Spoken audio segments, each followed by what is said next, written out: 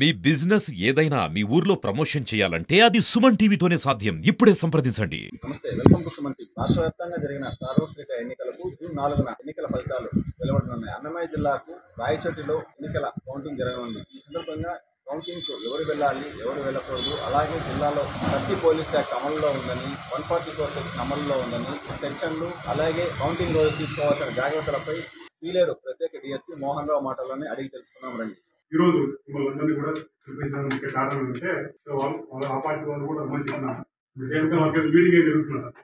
Okay, వాళ్ళు మీరు ఎంత వాళ్ళు తెలుసుకొని మీకు ఏమైతే చెప్తామో వాళ్ళకు అవే జాగ్రత్తలు చెప్తాం మేము.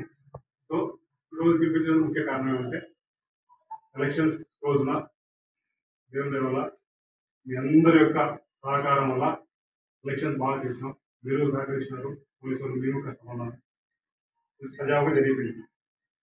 ఇక మిగిలింది కౌంటింగ్.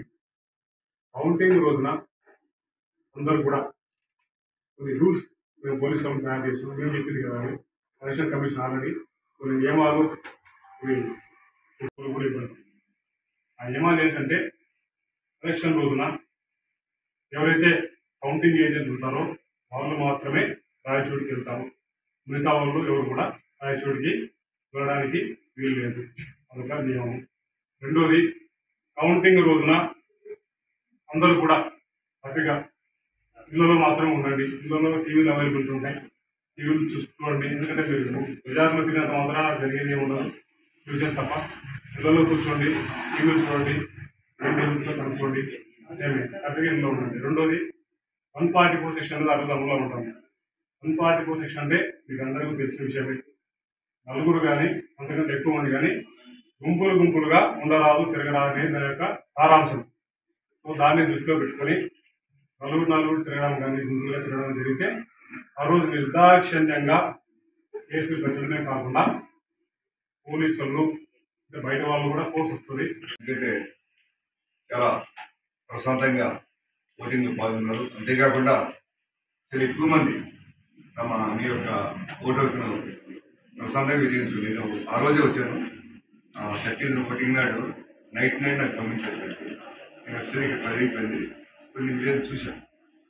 వస్తే ఈ మండలం చూశాను. మీ చిత్తూరు కూడా 2 సార్లు వచ్చారు. 2 స్కూల్స్ ఉన్నాయి